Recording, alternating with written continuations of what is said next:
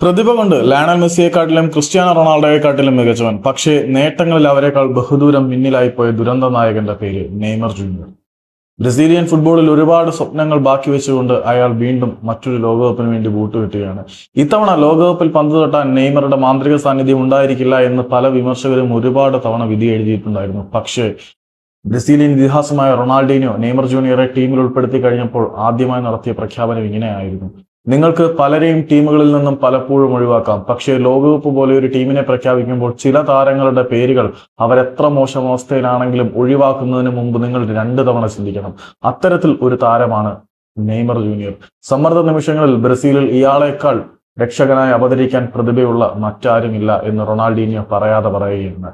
Lionel മെസ്സിയെക്കാട്ടിലും Cristiano റൊണാൾഡോയെക്കാട്ടിലും പ്രതിഭയുണ്ടായിട്ട് പോലും തെറ്റായ ജീവിതശൈലി മൂലവും പാർട്ടിയും ലൈഫ് സ്റ്റൈലും ഉണ്ടും അദ്ദേഹം എങ്ങുമെത്താതെ പോയി. പിന്നീട് നിരന്തരമുള്ള പരിക്കുകൾ മൂലം അദ്ദേഹം തന്റെ പ്രതിഭയുടെ പീക്കിൽ നിന്നും അഗാധ ഗർത്തത്തിലേക്ക് പതിക്കുന്ന കാഴ്ചയും നമ്മൾ കണ്ടു. തെറ്റായ ട്രാൻസ്ഫർ പോളിസികൾ രാജകീയമായി മാറേണ്ട, അനശ്വരമായി മാറേണ്ട നെയ്മറുടെ കരിയറിനെ വല്ലാതെ പിന്നോട്ടടിച്ചു എന്നുള്ളത് സത്യമാണ്. കോപ്പ അമേരിക്ക ടൂർണമെന്റിൽ അർജന്റീന കിരീടം നേടുമ്പോൾ 11 അർജന്റീന താരങ്ങളും നെയ്മറും മാത്രമായിരുന്നു പോരാടിക്കൊണ്ടിരുന്നത്. 11 അർജന്റീന താരങ്ങൾക്കെതിരെ നെയ്മർ ജൂനിയർ ഒറ്റയ്ക്ക് പൊരുതുന്ന കാഴ്ചയാണ് നമ്മൾ കണ്ടത്.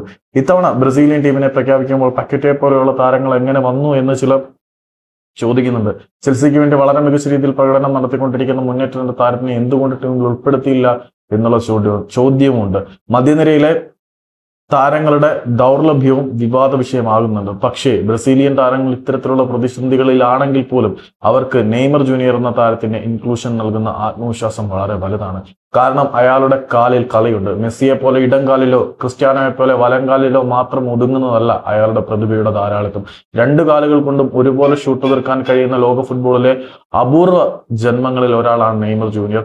നെയ്മർ ജൂനിയറുടെ ചിറകിലേറി ഇത്തവണ കാനറി കിളികൾ കിരീടത്തിൽ മുത്തമിടും എന്നൊക്കെ അവകാശപ്പെടുന്നത് കുറച്ച് അതിരുകടന്ന വാദമായി പോകുമെങ്കിൽ പോലും 90 മിനിറ്റുകൾക്കുള്ളിൽ ആ കുമ്മായവരയ്ക്കുള്ളിൽ ഇന്ദ്രജാലങ്ങൾ കാണിക്കാൻ അയാളെക്കാൾ മികവുള്ളവർ ഇപ്പോൾ ലോക ഫുട്ബോളിൽ ചുരുക്കമാണ്. ഇത്തവണ നെയ്മറിന്റെ ലോകകപ്പ് ആയിരിക്കട്ടെ എന്ന് നമുക്ക് ആശംസിക്കാം.